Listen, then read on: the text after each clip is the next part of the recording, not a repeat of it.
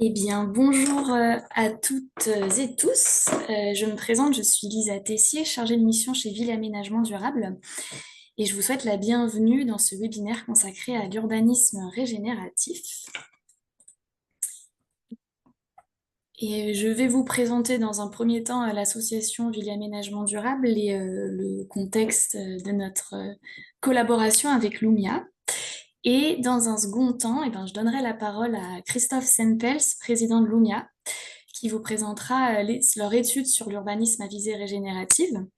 Donc d'abord le cadre et les objectifs de l'étude, ensuite la présentation des deux phases d'avancement, et enfin il vous donnera les raisons de devenir partenaire de cette étude. On dégagera après tout ça un temps d'échange pour les questions et réponses, sachant que vous pouvez déjà poser des questions via le chat pendant le déroulé du webinaire. Donc pour ceux qui ne nous connaissent pas, Ville et Aménagement Durable, on est un réseau de professionnels du bâtiment et de l'aménagement durable en Auvergne-Rhône-Alpes, et on compte à peu près 470 structures adhérentes, parmi lesquelles tous les métiers de l'acte de construire et d'aménager sont représentés. Et on propose différents types d'actions pour ensemble se former, débattre, monter en compétences. Et on anime différentes actions collectives, et notamment des groupes de travail, sur des thématiques comme bâtiments et santé, aménagement des territoires, RE 2020, la Collab, qui est un groupe plutôt axé logement, le réemploi, la réhabilitation. Et on a aussi des cycles thématiques sur l'agriculture urbaine et les écomatériaux. Et enfin, la démarche Écrin, qui, elle, parle plutôt de qualité d'air intérieur. Donc, chez Ville et Aménagement Durable, on organise chaque année une grande conférence prospective qui est l'occasion pour nous de porter des messages forts face aux professionnels de l'acte de bâtir et d'aménager, dans l'objectif de changer de regard sur nos pratiques pour qu'on puisse agir tous et toutes à notre échelle. Et depuis 2019, on a lancé un cycle de conférences sur l'habitabilité des territoires qui nous permet d'appréhender les enjeux existants et à venir autour des ressources, des écosystèmes et des milieux. Et donc, parmi les thématiques abordées, il y a la qualité des sols, le cycle de l'eau, la biodiversité et les écosystèmes, toujours avec comme fil conducteur la résilience des territoires. Et en 2024, dans le cadre de notre festival, on a créé un Parlement du vivant qui nous a permis de tester une autre manière de penser collectivement un projet en prenant en compte toutes les formes du vivant. Donc ce Parlement du vivant, en fait, ça a été une mise en débat théâtralisée de l'aménagement du quartier des Trois Fontaines à Annecy. Et ça nous a permis de nourrir la vision prospective du Annecy 2050. Il y a eu plus de 80 participants qui ont donné la parole aux différentes parties prenantes du projet, que ce soit les entités humaines et les non humaines. Et donc c'est un événement qui a mêlé l'urbanisme et le théâtre et qui a été organisé par la ville d'Annecy et le collectif X, qui est une compagnie stéphanoise composée de comédiens et d'un urbaniste. Donc chez Ville Aménagement Durable, nous, on soutient vraiment toutes les démarches autour de l'habitabilité des territoires à travers nos actions collectives et notamment à travers la communauté aménagement des territoires qui compte différents groupes de travail. Ici, je vous en présente deux, le groupe de travail sur la biodiversité et celui sur la résilience des territoires, qui ont déjà organisé depuis début 2025 plusieurs événements. Donc, un atelier sur les approches systémiques basées sur le vivant, en partenariat avec l'Office français de la biodiversité. Il y a aussi les webinaires Vendredi, c'est Biodiv, donc il y en a eu un en janvier, mais il y en a plusieurs par an. Et pour le groupe de travail Résilience des territoires, il y a eu un atelier visite sur la désimperméabilisation des espaces publics, avec la présentation de solutions qui sont fondées sur la nature, comme les arbres de pluie. Et en parallèle de toutes ces actions, chez VAD, on se questionne sur les modèles économiques avec comme chemin d'exploration les démarches symbiotiques et régénératives qui répondent aux enjeux d'habitabilité. Donc, on a fait venir Isabelle Delannoy qui nous a présenté l'économie symbiotique. Et lors de notre forum des adhérents 2025, c'est Bertrand Thuillier de Lumia qui nous a présenté l'économie régénérative. Et donc, c'est dans ce cadre-là qu'on est entré en contact avec Lumia et qu'on a commencé cette collaboration.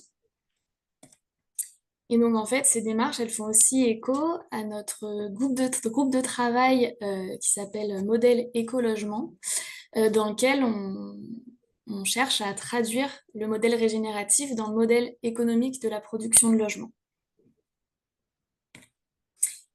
Et enfin, voici un événement à venir. Le 10 juillet 2025 aura lieu un webinaire qui vous permettra de découvrir le parcours bâtiment et immobilier dans le cadre de la Convention des entreprises pour le climat. Donc, ça nous permettra à nous d'inviter nos adhérents à s'engager dans la transition de nos lieux de vie vers plus de résilience, de sobriété et de création de liens. Donc voilà pour la présentation de Ville et Aménagement Durable et de nos actions. Je passe désormais la parole à Christophe Sempels pour sa présentation. Merci Lisa. Alors normalement on a basculé sur l'autre diaporama. J'espère que vous l'avez sous les yeux. Oui, on voit très bien. Écoute, merci à toi Lisa de me donner l'occasion, de nous donner l'occasion au niveau Lumia de vous présenter ce travail que nous avons initié sur l'urbanisme à visée régénérative. Je vais vous expliquer ça dans un instant. Peut-être vous dire, si vous ne nous connaissez pas, qui nous sommes, ce que nous faisons. Donc Lumia est un centre de recherche, un centre de formation et un centre d'intervention en innovation stratégique, tout entièrement tourné sur la question de la transition vers la régénération écologique, sociale et humaine. On travaille essentiellement sur la transformation des organisations, sur la transformation des territoires, sur la transformation des pratiques mises en œuvre par un ensemble de secteurs d'activité, dans une visée de contribution à cette fameuse régénération écologique, sociale et humaine.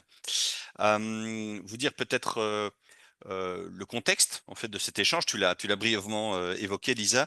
Cet échange, il s'inscrit dans la prolongation de l'intervention que mon collègue Bertrand a réalisée au Forum des adhérents le 21 mars 2025, où il a présenté l'économie régénérative, il a présenté ce que nous pouvions mettre derrière l'urbanisme à visée régénérative. Donc l'idée n'est évidemment pas de refaire ce qu'il a déjà fait, même si je ne sais pas si vous étiez vous-même personnellement présent au Forum des adhérents. Mais l'idée, c'était vraiment ici de zoomer sur la présentation de cette fameuse étude. Peut-être juste une mise en lien aussi par rapport à ce que tu évoquais, Lisa. Tu as terminé par la diapo sur le parcours CEC consacré aux opérateurs de la construction et de l'immobilier. La CEC est un environnement qu'on connaît vraiment très très bien puisqu'on intervient dans presque toutes les CEC. Et je ne peux que vous encourager à regarder ça avec beaucoup d'intérêt, beaucoup d'attention, parce que la CEC est un vrai facteur de progrès pour les organisations. Et voilà, je vous encourage à participer à ce webinaire que Lisa vous a rapidement présenté. Alors, quel est l'objet de cet échange? L'objet et l'objectif, vous présenter les contours de cette étude que nous menons, qui est consacrée, comme je l'évoquais, à l'urbanisme à visée régénérative. Donc peut-être d'abord de vous recontextualiser rapidement la raison pour laquelle nous avons souhaité initier cette étude, même si j'irai assez vite là-dessus, puisque j'imagine que c'est des choses avec lesquelles vous êtes parfaitement au fait. Je descendrai ensuite sur les objectifs et le périmètre de l'étude, sachant que l'étude aujourd'hui a été construite en deux phases. Une phase qui a été initiée, qui est engagée et dont je vous présenterai les contours, et une deuxième phase qui reste à financer et donc que nous n'avons pas à ce jour initiée. Et l'idée, c'est de permettre aussi d'imaginer quel rôle vous pourriez jouer dans cette étude, à la fois sur un plan de soutien financier, mais au-delà également sur de l'apport ou de la contribution en termes de contenu. Alors pourquoi cette étude? Pourquoi s'intéresser à l'urbanisme régénératif? Pourquoi essayer de rassembler le concept d'urbanisme avec celui de régénération écologique, sociale et humaine?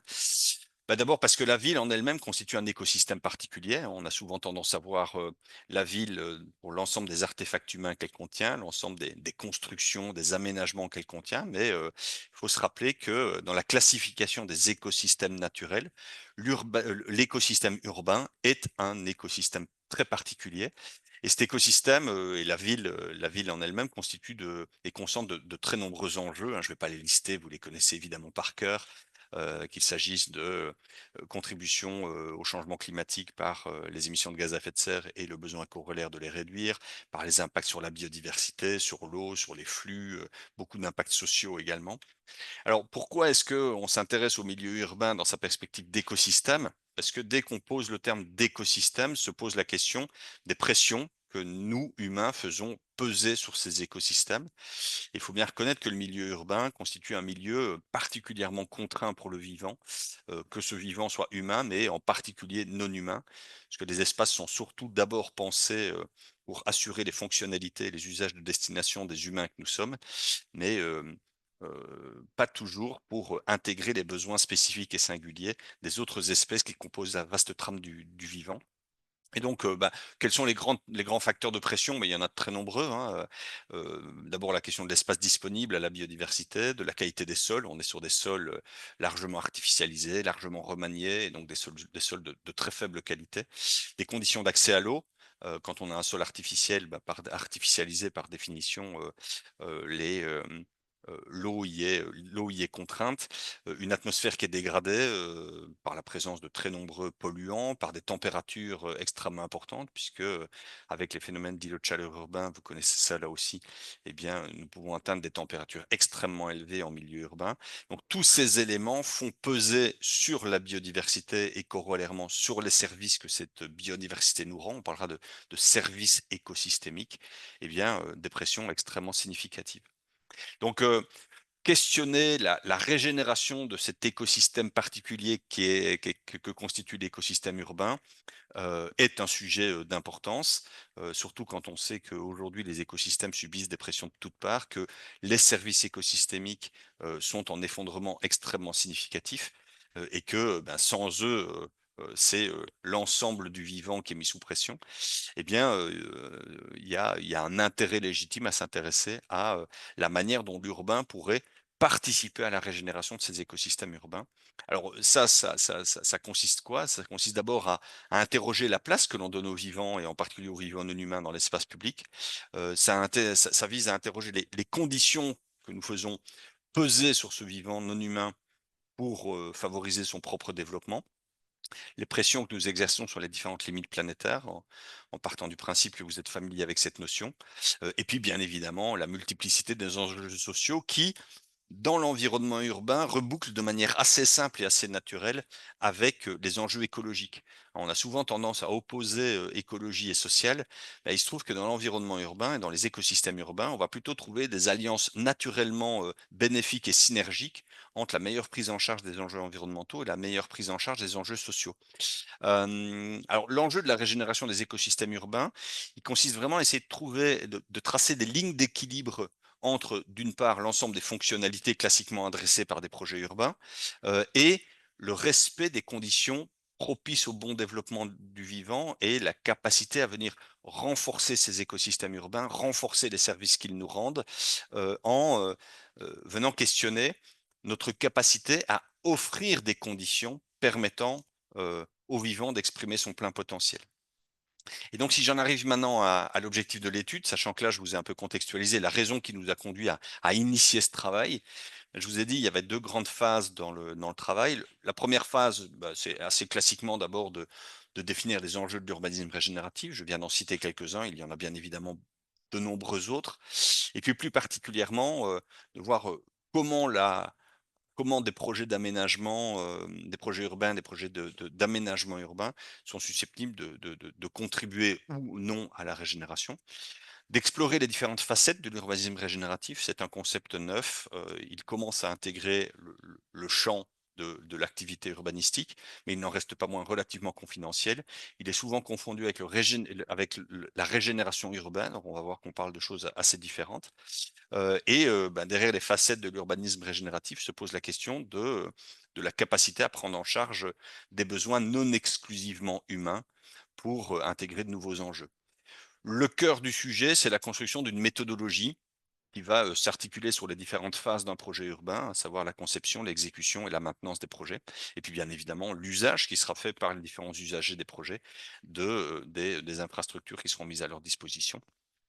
et d'essayer d'être le plus pratico-pratique possible pour, cartographier, inventorier un ensemble de pratiques et de solutions concrètes pouvant se mettre au service de projets d'urbanisme qui viseraient une contribution positive à la régénération. Ça, c'est le travail que nous avons démarré. À côté de ce travail que nous avons démarré, il y a une phase 2 que nous souhaitons vraiment pouvoir initier.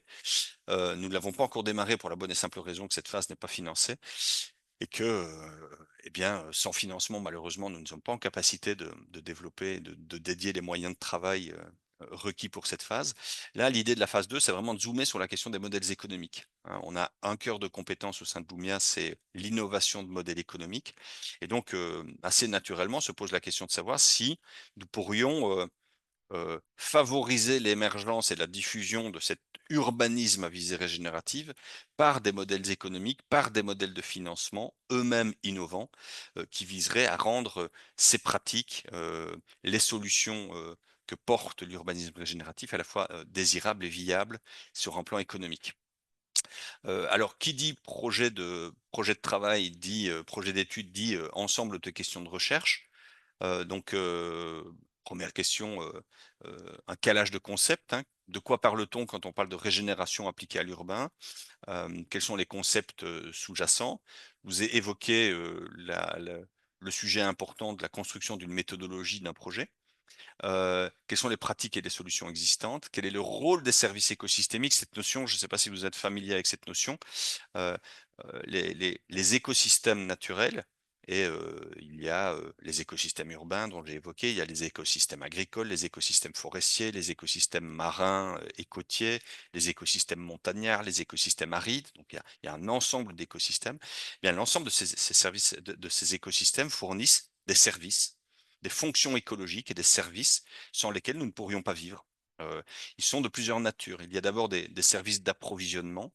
Hein, ces services, on les maîtrise bien parce qu'ils nous fournissent, matières, molécules, ressources que nous utilisons ensuite pour nos activités, hein, l'alimentation, les matériaux, l'ensemble des molécules d'intérêt qui vont être valorisées, par exemple, par le secteur pharmaceutique, par la cosmétique, et cetera. Il y a les services de régulation.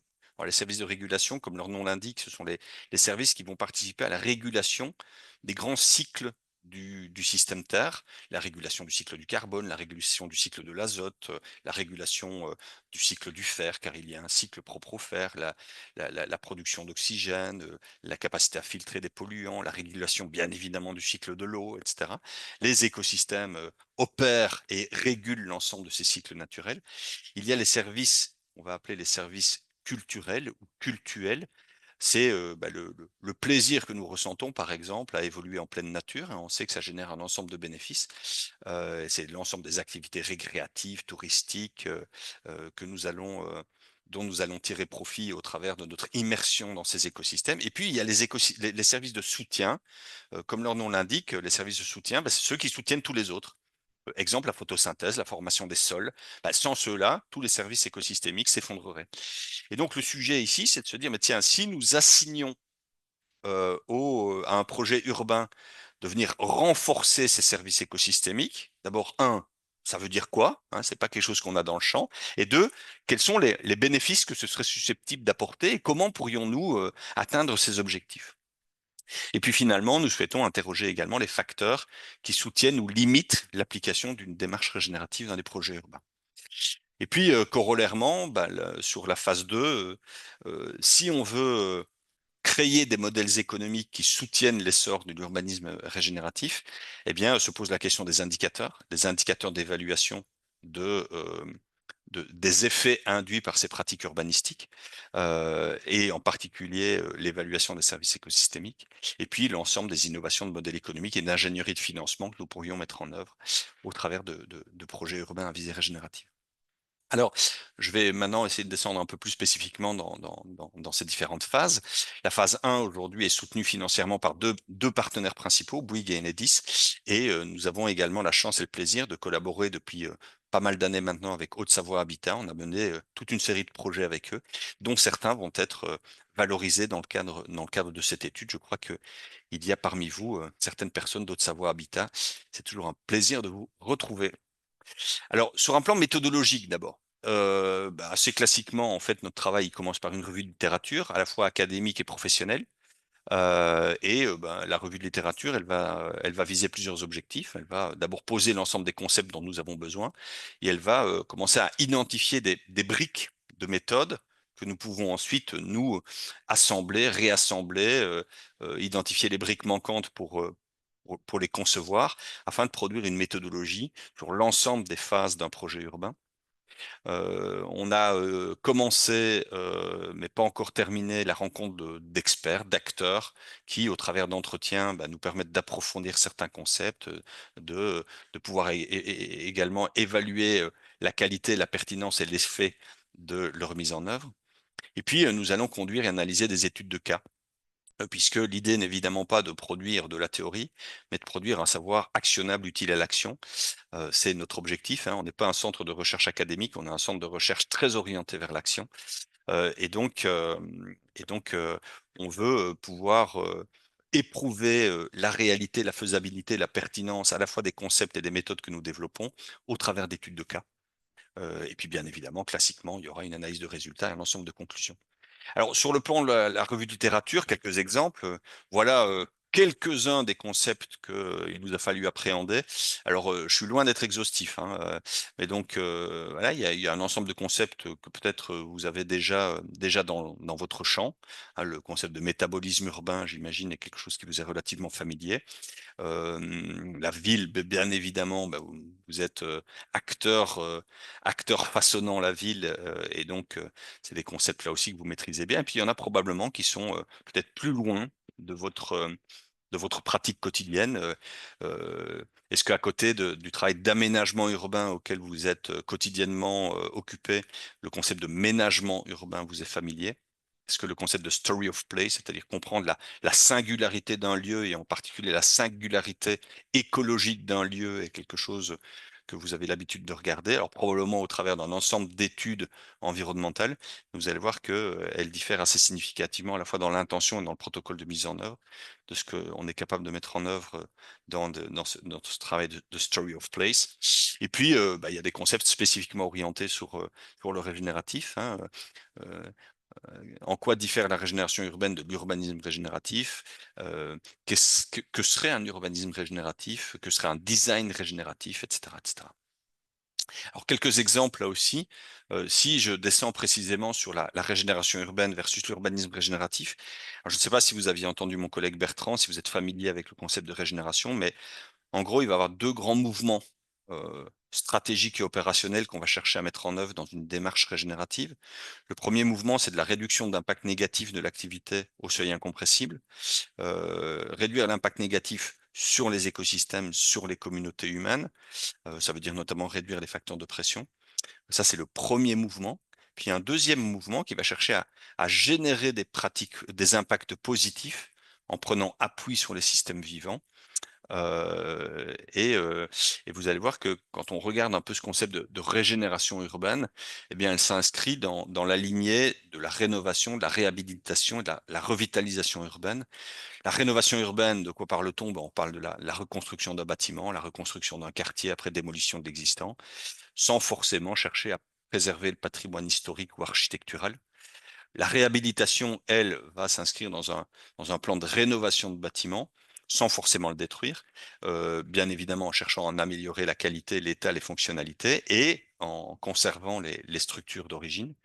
La revitalisation, elle, elle va chercher à redynamiser une zone urbaine le plus souvent en déclin, notamment par l'amélioration des offres de services, par le renforcement de la densification du commerce local et par tout un travail de réflexion autour de l'attractivité d'un quartier pour ses usagers cibles.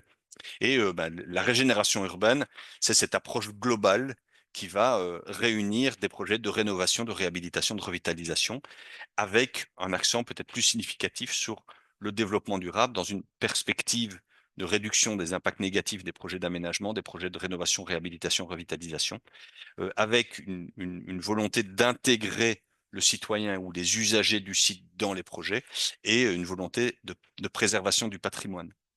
Donc, on pourrait dire que la régénération urbaine, elle s'inscrit dans ce premier mouvement de régénération qui est celui de la réduction de l'impact négatif d'un projet. L'urbanisme régénératif, il nous amène dans quelque chose de presque orthogonal en termes de pensée, puisque il s'inscrit dans la théorie des systèmes vivants et il consiste à dire, ben, est-ce que on peut regarder un espace urbain comme un système vivant qui gagnerait à s'inspirer des grands processus naturels et du fonctionnement des écosystèmes pour développer des qualités d'autonomie, de résilience, d'auto-entretien de ces espaces. Et donc, ça veut dire quoi? Ben, ça veut dire que, alors, ça a plusieurs corollaires, hein.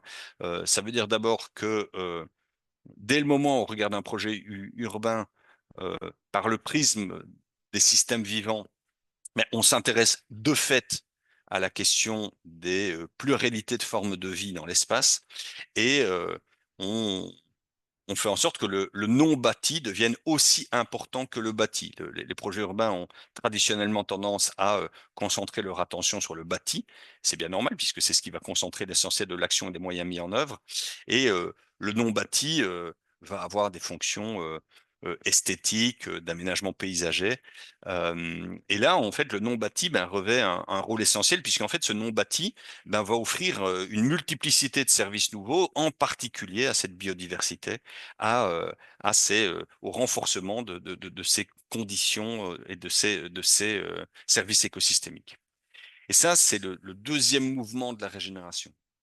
Alors, Bertrand avait expliqué tout ça en long, en large, en travers, avec de très nombreux exemples. Et donc, voilà, si vous aviez eu l'occasion de participer avec à cette intervention, eh bien, ça doit vous rappeler quelques souvenirs. Et sinon, peut-être, je pense que l'intervention avait été enregistrée et est disponible sur le site de VAD. Alors un autre élément, c'est dans le cadre de la revue de littérature. Alors voilà une V0 du cadre méthodologique qu'on a commencé à bâtir. Donc une méthodologie qui à ce stade se construit autour de 6 grandes étapes. Une première étape consiste à comprendre la relation au lieu. Comprendre la relation au lieu, ça veut dire comprendre successivement les grandes évolutions du territoire et les potentiels du lieu en se rappelant qu'était l'écosystème originel avant tout projet d'aménagement. Alors pourquoi est-ce que c'est intéressant de revenir à l'écosystème originel? Parce qu'un écosystème est là et se développe jamais par hasard. En fait, les écosystèmes sont imbriqués les uns aux autres et ils apportent, au regard des différents niveaux d'imbrication, des services et des cascades d'effets qui profitent à des endroits et à des lieux parfois distants du point d'intervention. Et donc, réinterroger les écosystèmes d'origine, c'est essayer de comprendre de quoi ce qui entoure un projet urbain avait besoin, ce qui lui était apporté par l'environnement sur lequel le projet va prendre place, et ce qui potentiellement va être détruit, ce qui potentiellement, en termes d'interdépendance, en termes de bénéfices réciproques, va être entravé. Et pourquoi c'est intéressant? Bah parce que si on cherche à régénérer certaines fonctionnalités écologiques d'un lieu, eh bien, il faut essayer de le faire à dessein dans cette compréhension des niveaux d'interdépendance de l'espace par rapport à ce qui l'entoure. Ensuite, il va falloir définir les enjeux propres de la régénération. Les enjeux propres de la régénération, c'est quoi? Ben, c'est d'abord d'identifier la nature de la biodiversité des écosystèmes présents sur un site. Hein. Bertrand avait illustré tout un travail que nous avions mené au centre hospitalier de Grasse. Hein. On parle d'un espace foncier de 120 000 m2 avec de l'urbaniser, avec de l'artificialiser, que ce soit par des surfaces de parking, par des surfaces de voirie, par des chemins de déambulation piétonniers. Et puis, il y avait des espaces verts, il y avait une bande forestière. Et bien là, on a cherché à bien comprendre la singularité du lieu et on a commencé par une évaluation des services écosystémiques rendus par la parcelle. Et qu'on a été capable, on a développé des méthodologies qui permettent de caractériser et d'évaluer les services écosystémiques, en particulier de soutien et de régulation, qui sont fournis par la parcelle, de manière ensuite à imaginer des scénarios d'évolution de sites qui viennent renforcer ces services écosystémiques. Et ensuite, nous sommes capables de reboucler sur cette évaluation pour voir si les résultats sont effectivement rencontrés ou non rencontrés. Ensuite, il y a tout le travail de conception. Le travail de conception, c'est fort de la compréhension de la relation au lieu et fort de la définition des enjeux de régénération. Ben, comment va-t-on concevoir le lieu en questionnant les conditions favorables aux vivants et en identifiant l'ensemble des solutions qui permettent d'engager ce double mouvement de réduction d'impact négatif et de génération d'impact positif, de renforcement des services écosystémiques. Et là aussi, euh, Bertrand avait eu l'occasion de présenter un travail qui a été mené à Annecy en coopération avec Haute-Savoie Habitat précisément sur le quartier des Barattes, où eh bien, il y avait un premier projet d'aménagement d'un îlot urbain et ensuite, en appliquant ces méthodologies, l'idée, c'était de se dire, mais tiens, si on applique cette méthode de conception en harmonie avec le lieu, est-ce que, est-ce que l'aménagement qui en résulterait serait significativement différent des approches qui sont classiquement adoptées? Et oui, on était arrivé une, euh, à un aménagement de cet îlot assez différent de celui qui avait été initialement préconisé par les études, les premières études. Donc, ça, c'est le design. Ensuite, bah, il y a tout le travail de la modélisation économique, à la fois du financement, parce qu'on peut avoir éventuellement des surcoûts à la construction qui vont trouver un rationnel dans les coûts d'exploitation du site et des différentes infrastructures du site. Et donc, on sait aujourd'hui que si on a 10, 15, 20% de surcoûts, eh ben, ils sont difficilement acceptables et difficilement supportables, notamment par la fragmentation de la chaîne de valeur, hein. Et les surcoûts des uns ne vont pas profiter, les économies générées ne vont pas bénéficier à celles et ceux qui en supportent les surcoûts. Résultat, ben, on a rarement l'occasion d'aller véritablement au bout du geste. Et puis, il existe pléthore d'innovations de modèles économiques, je vais y revenir. Ensuite, il y a toute la phase d'exécution. Et dans la phase d'exécution, ben, il y a plein de choses qu'on peut faire différemment. D'abord, en revalorisant ce qui est d'ores et déjà à la parcelle. Heu, Très souvent, entre les phases d'études préalables et le premier coup de pelle ou la première brique posée sur un site, il y a des années et des années qui, peuvent s'écouler. Si nous avons des sols pollués, eh bien, comment, par exemple, profiter de ce temps qui passe pour, mettre en œuvre des processus de phytoremédiation de la qualité des sols par, voie végétale plutôt que des approches plus classiques d'excavation et de traitement des terres, via des processus de dépollution. Donc, il y a toute une série de réflexes différents qui peuvent être mis en œuvre dans l'exécution des projets que l'on va pouvoir qualifier. Et puis ensuite, comment le site vit en coévolution avec ce qui l'entoure, de manière à chercher le plus possible un équilibre dynamique au niveau de l'écosystème pour minimiser le travail d'entretien et favoriser l'auto-évolution, l'auto-entretien du site. Alors, je vous le disais, on va avoir ensuite besoin de travailler sur des études de cas, puisque tout ça, ben, on veut le confronter au réel. Alors là, on a plusieurs terrains de jeu. On a des projets urbains qui ont été exécutés par le groupe Bouygues, notamment un écoquartier qui est situé dans le nord de la France. Et qui, alors lui, il est livré, hein, donc c'est un projet qui est terminé. Et l'idée, ce serait de se dire, bah, tiens, si on regarde ce projet, qu'est-ce qu'on peut identifié de très positif et qu'est-ce qui éventuellement aurait, pu être fait différemment, si on intégrait ces nouvelles dimensions méthodologiques. Alors, on n'a pas énormément de données malheureusement sur ce site et donc on va avoir à travailler avec d'autres projets, notamment ce projet des barattes que j'évoquais, qui a permis déjà de co-développer et tester les étapes 1 à 3 de la méthodologie et puis, des exemples que nous pourrions identifier dans la littérature ou dans le cadre de nos entretiens. Et donc là, bah, une première invitation, dans la séquence d'échange qui va suivre cette présentation, c'est, peut-être de voir si vous-même connaissez des projets remarquables qui mériteraient d'être intégrés au cadre de ce travail. La phase 2. La phase 2, elle porte, comme je vous l'ai dit, sur les dimensions économiques d'un projet, avec pour intention, globale d'identifier quelles innovations de modèles économiques, quelle innovation de financement pourrait favoriser la diffusion de l'urbanisme régénératif dans les projets urbains. Alors là aussi, il y a un travail, corollaire important à réaliser, hein, qui dit, innovation de modèles économiques dit, exploration des impacts directs et indirects, on parlera, pour les indirects d'externalité, d'une conception régénérative et de la possibilité de valoriser, en ce compris sur un plan monétaire, ces impacts ou l'éventuelle internalisation d'externalités. Quand on arrive à mieux prendre en charge les externalités, eh bien très souvent, il y a des coûts qui sont initialement subis par des acteurs qui ne le sont plus ou qui sont amoindris et qui peuvent, esquisser de nouveaux schémas de financement. Un concept, avec lequel on travaille beaucoup, c'est le concept de gain d'efficience. Alors on voit très bien ce que ça veut dire, quand il s'agit de, par exemple, de parler d'efficience énergétique, mais en fait on peut étendre, les gains d'efficience à de très nombreux sujets. Gain d'efficience ressources, gain d'efficience matière, gain d'efficience d'usage d'un bâtiment, et cetera, et cetera. Et donc identifier les gains d'efficience liés à des aménagements à visée régénérative et évaluer corollairement des possibles innovations de contractualisation au départ, de d'une dynamique interne de modèle économique qui va valoriser ces gains d'efficience. Étudier l'impact du renforcement des services écosystémiques fournis par le site sur un plan économique. À Grasse, par exemple, on a pu mettre en évidence qu'il y avait un vrai ROI à renforcer certains services écosystémiques de régulation et les impacts positifs qu'ils pouvaient générer, par exemple, sur la thermique du bâtiment. Un point très important, c'est l'identification des coûts de l'inaction. Je vous donne un exemple sur l'eau.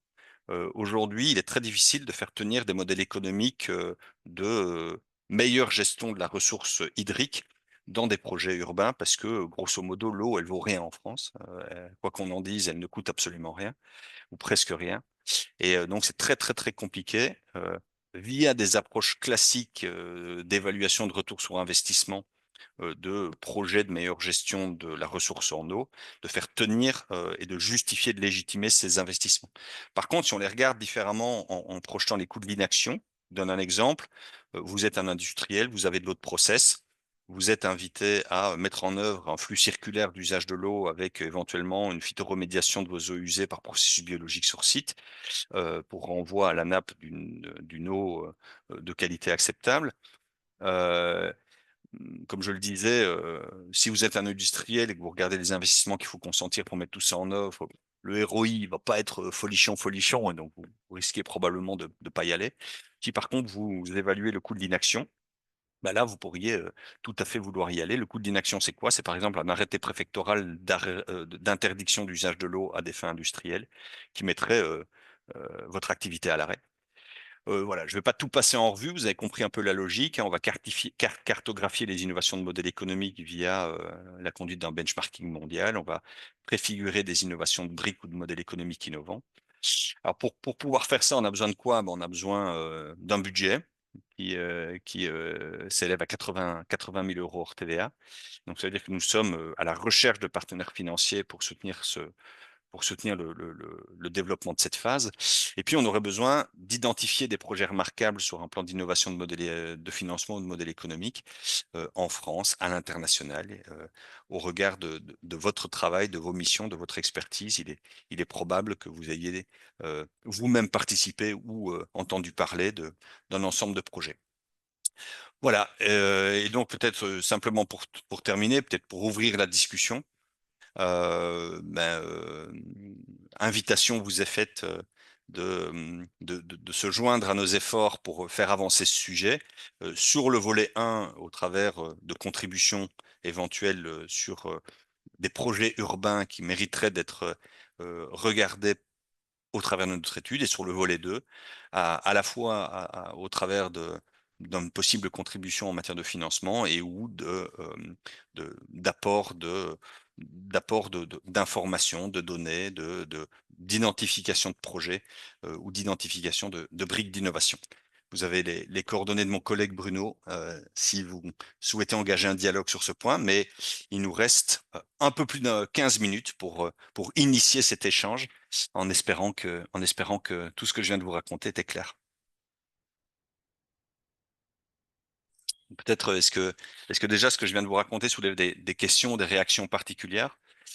Et puis ensuite, bah, n'hésitez pas à réagir et à voir si vous aviez, par rapport aux questions que j'ai adressées, si vous avez des ressources à nous communiquer.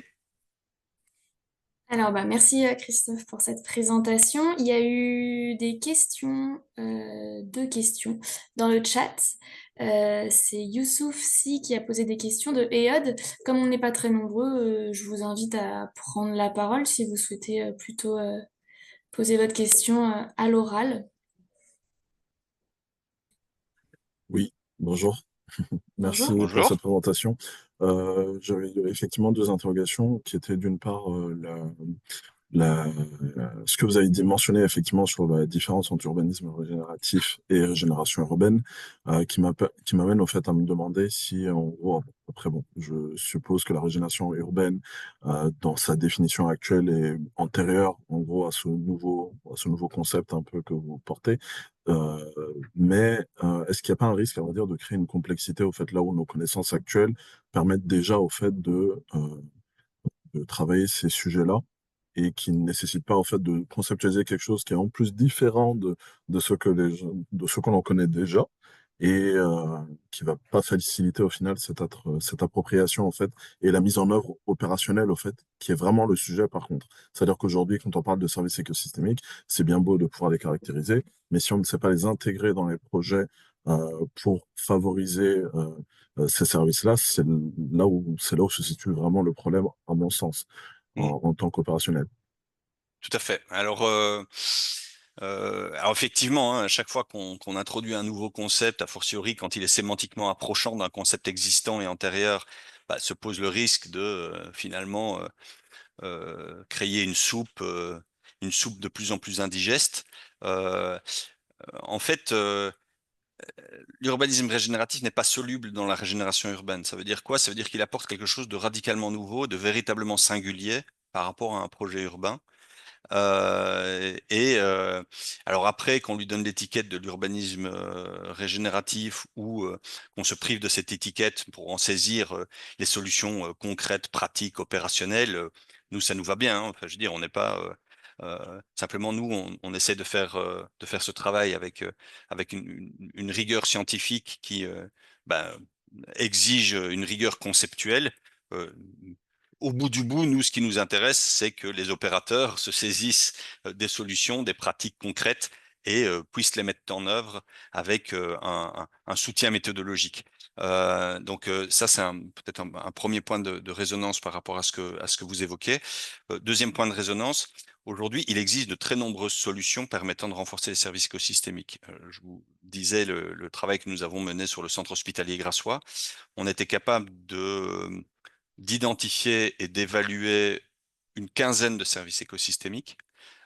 Et on a été capable, au travers d'un avant-projet sommaire, donc on a mené un APS sur l'évolution possible de ce site, on a été capable de préconiser 44 solutions d'évolution de site, certaines s'appuyant sur des solutions fondées sur la nature, certaines s'appuyant sur des solutions grises, c'est-à-dire des solutions techniques. On était capable ensuite de reboucler sur les services écosystémiques et de démontrer que certains services écosystémiques pouvaient être améliorés de 30, de 40, de 50, de 70, de 80%. Donc ça veut dire que là, on a quelque chose qui est très opérationnel. En fait, c'est tout à fait, ça atterrit à la fois dans des protocoles d'évaluation et dans une capacité à démontrer les effets de ce qu'on met en œuvre. Donc, euh, donc euh, on met de la rigueur conceptuelle dans ce qu'on fait parce qu'il y a des gens qui en ont besoin. Et puis on espère aussi que c'est des sujets qui vont donner envie aux institutions, aux établissements d'enseignement de s'en saisir et éventuellement d'ouvrir certains courants de recherche et de les soutenir. Nous, notre sujet, c'est la mise en œuvre. C'est la mise en œuvre C'est peut-être là où, pratico-pratique. oui, c'est peut-être là où peut-être je ne saisis pas complètement la radicalité dont vous parlez au fait, parce que là, ce que vous me dites, au fait, pour moi, est la réponse au traitement des services écosystémiques. Entre guillemets, je vois pas qu'est-ce qui fait émerger entre guillemets ce concept en mis le concept au fait des services écosystémiques qui a déjà été conceptualisé au fait. Là, ce dont vous m'avez parlé, c'est la mise en œuvre de ce concept-là. Qu'est-ce que Alors, Hmm. c'est une intégration peut-être plus spécifique. Alors, d'abord, une première interrogation sur les conditions propices au bon développement et au renforcement de ces services écosystémiques. Ces conditions, elles sont rarement évaluées. L'exemple du quartier des Barattes en est vraiment l'exemple criant. On a eu un projet, donc on a un îlot qui a les aménagements qu'il a aujourd'hui. Il concentre du maraîchage urbain, il y a un ensemble de bâtiments techniques de la ville, il y a un point de vente pour l'activité maraîchère. Et l'idée, c'est de développer la multifonctionnalité de cet îlot en préservant l'espace maraîcher, en préservant un petit espace potager communautaire et en créant une offre de logement et en densifiant les bâtiments pour l'usage de la ville. Euh, Beaucoup de choses ont été faites à l'envers. Beaucoup de choses ont été faites à l'envers et si le projet qui a été initialement pensé et mis en œuvre, le maraîcher met la clé sous la porte, met la clé sous le paillasson, c'est sûr. Parce que les conditions qu'on fait peser sur son petit écosystème agricole au travers de la manière dont l'aménagement a été envisagé sont telles que c'est toute perspective de rentabilisation de son travail est vouée à l'échec. Donc ça veut bien dire que on a un projet, on a un ensemble de paramètres d'entrée qui contraignent le projet, mais le projet n'a pas été en capacité de suffisamment explorer les conditions propices à la bonne expression des écosystèmes en place. Et là, il y avait à la fois un écosystème agricole et un écosystème urbain. Ça veut dire quoi? Ça veut dire, in fine, la disparition de l'écosystème agricole, ce qui est pénalisant et ce qui n'était pas l'objectif recherché. Donc, on voit bien que, certes, aujourd'hui, on n'amène pas de nouveautés en mobilisant le concept de service écosystémique, mais on met en œuvre des méthodologies d'analyse préalable et de conception du projet qui redessinent complètement le projet et qui garantit la mixité des usages et le bon développement de l'ensemble des écosystèmes. Et les conditions, bah, elles sont essentiellement liées à la lumière et la chaleur, à l'eau, à la qualité des sols. Or là, j'irai pas jusqu'à dire que tout était imaginé à l'envers, mais en tout cas, ces paramètres particuliers n'avaient pas été du tout intégrés. Je vous donne un autre exemple sur le centre hospitalier de Grasse. Le point de sortie du centre hospitalier de Grasse, et là on était en prise quotidienne avec les services techniques qui sont en charge de la rénovation et de l'entretien du site, en ce compris de la rénovation des espaces verts, tout est fait à l'envers. Et ils nous ont dit en fin de projet, on n'envisagera plus jamais un projet urbain de la même manière. Des exemples de mauvaise conception. Vous avez un parking exposé plein sud. On est dans le 06, hein, donc beaucoup des étés extrêmement chauds, un parking très artificiel, enfin essentiellement artificialisé, et quelques arbres qui ont été plantés en bordure sud du parking, ce sont des arbres à port droit. Des arbres à port droit, et ils vont monter comme des flèches, ils vont générer aucune ombre portée. Donc là, on a un défaut de conception. Alors vous allez me dire, oui, mais ça, on n'a pas besoin d'urbanisme régénératif pour faire les choses correctement. Vous avez parfaitement raison. Sauf que si on avait regardé les conditions propices au bon développement du vivant et la caractérisation de la rencontre des services écosystémiques et des besoins fonctionnels du site, il est probable que cette erreur n'aurait pas été commise. De l'autre côté du site, on change de parking, on a quelques espèces d'arbres à port parasol. Elles sont taillées en taille sévère. Ça veut dire quoi? Ça veut dire que tous les bénéfices, tous les services écosystémiques utiles à l'activité ont été perdus par des défauts d'entretien. Pourquoi? Parce que c'est pas quelque chose qui est dans le champ en fait. Donc, ici, l'idée, c'est vraiment d'amener de nouvelles manières de penser et de nouvelles manières d'opérer en intégrant ces sujets qui génèrent ensuite énormément de bénéfices qui viennent renforcer de très nombreux bénéfices fonctionnels. Bon, je manque un peu de temps pour rentrer vraiment dans la spécificité de tous ces sujets, mais, mais voilà, j'espère que vous attrapez en tout cas Et donc, quelques-uns des... pardon, ma deuxième question, justement, était cette question de l'écosystème originel. Donc, c'est ce à quoi vous avez répondu en partie là. C'est ce que vous définissez comme l'écosystème originel, le maraîchage, entre guillemets. Non, non, Euh, l'écosystème ah, originel, c'est est-ce que, celui avant ouais. tout projet d'aménagement. Donc, par exemple, sur le centre hospitalier grassois, Hmm. l'écosystème originel, c'est une forêt de pins maritimes.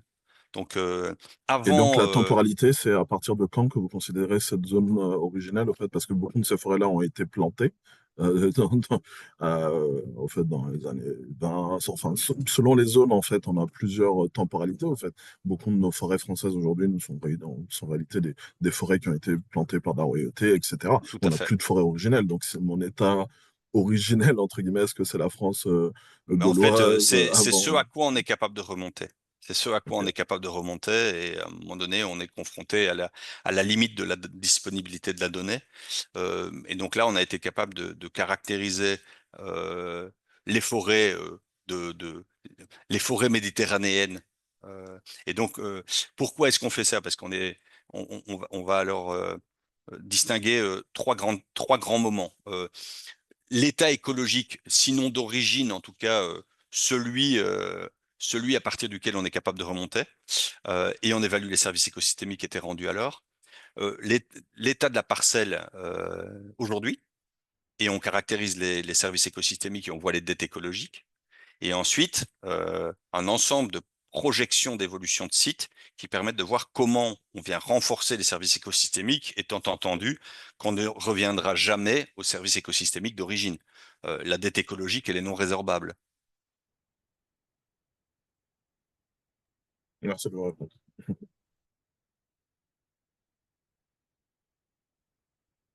Je ne sais pas s'il y a d'autres réactions. Il nous reste 5 minutes.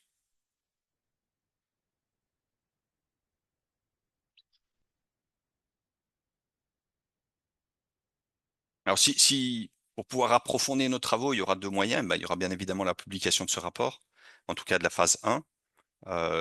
Bien évidemment, on ne manquera pas de le transmettre à Ville Aménagement Durable qui pourra éventuellement le faire suivre à ses membres, à son réseau. Le deuxième élément, c'est le lancement d'une formation. On lance une formation aujourd'hui qui sera animée en grande partie par notre collègue Bertrand, sachant que Bertrand, lui, est un spécialiste du secteur puisqu'il a dirigé pendant plusieurs années la direction environnement d'un grand major de la construction. Donc, c'est vraiment un sujet qu'il connaît, lui, très, très bien. Euh, il n'était pas disponible aujourd'hui, mais le vrai expert au sein de Lumia de tous ces sujets, c'est Bertrand, c'est pas moi. Moi, je, voilà, il y a toute une série de sujets sur lesquels il pourrait être beaucoup plus précis que moi.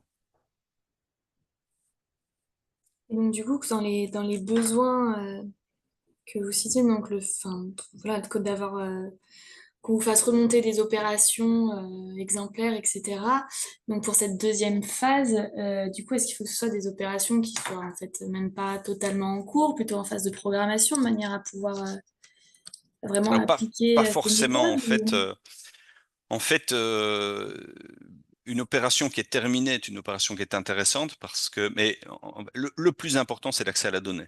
En fait, il faut qu'on ait une donnée, il faut qu'on ait suffisamment de données sur les projets qui ont été exécutés et mis en œuvre, à la fois des données euh, sur la caractérisation des espaces, sur les choix techniques qui ont été mis en œuvre, et à la fois sur les dimensions économiques, de manière ensuite à ce que nous puissions euh, imaginer évaluer si l'application de ces méthodologies aurait conduit à des résultats différents. Et ça revient avec les sujets de votre premier questionnement, du questionnement que vous avez soulevé, à savoir, mais tiens, quel est vraiment l'apport et la singularité de ces méthodes par rapport aux méthodes existantes. En fait, pour nous, le meilleur moyen de mettre en évidence la singularité de ces méthodes et les bénéfices, c'est de comparer des projets qui sont terminés avec ce qu'ils auraient pu être si ces méthodologies avaient été développées. Est-ce qu'ils auraient donné la même photo que la photo de l'existant aujourd'hui délivré, ou est-ce qu'ils auraient donné une photo différente? Et là, ça permet alors de comparer des choses. Donc, c'est plutôt de ce type de choses qu'on a besoin.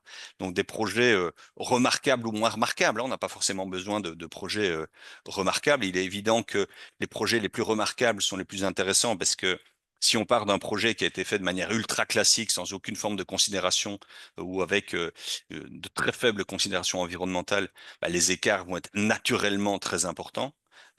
Si on part avec des projets des écoquartiers, des îlots qui ont été aménagés avec des fortes ambitions environnementales et sociales. Euh, Bah là, forcément, les éléments, les marqueurs de singularité de l'approche d'urbanisme régénératif peuvent apparaître peut-être de manière plus importante. Ok. Et puis, donc il y a ça, et puis plus globalement, et là je pense au volet 2, c'est des identifications de modes de financement et ou d'innovation de modèles économiques, que ce soit sur la construction, sur l'exécution ou sur l'usage des bâtiments. On en a identifié plein déjà, hein. On en a déjà identifié vraiment beaucoup, mais il est évident qu'on n'a pas tout identifié. Et donc, si vous avez, dans le réseau, d'autant que vous avez ouvert maintenant, tu évoquais l'ouverture de ce groupe de travail consacré aux modèles économiques, donc Mmh. j'imagine que vous avez des gens qui sont particulièrement sensibles et informés sur tous ces sujets.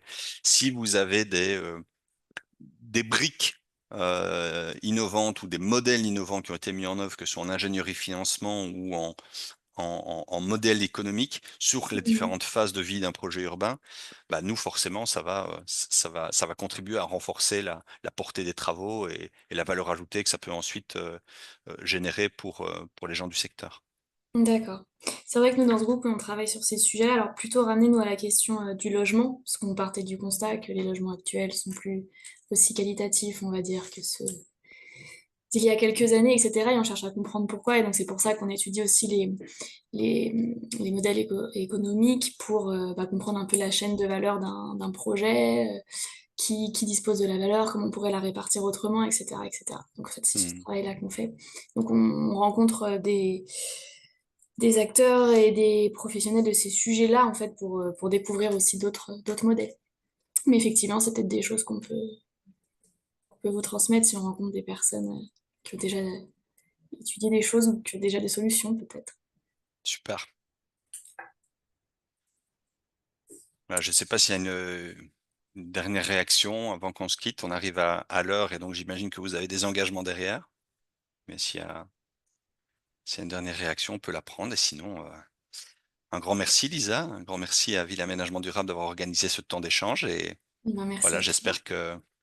j'espère que ça ça aura ouvert quelque chose d'intéressant pour vous. Et ben, pour vous aussi, j'espère, Ouais, ouais, moi aussi. pour la suite. Merci beaucoup et puis, bah, merci, pour votre présence et pour ces échanges et voilà, je pense qu'on peut, donc clôturer, ce webinaire que vous retrouverez en replay donc sur, le site internet de Ville et Aménagement Durable. Merci Lisa, merci à toutes et tous et bonne, continuation Merci, de journée. merci à vous aussi. Merci, au revoir.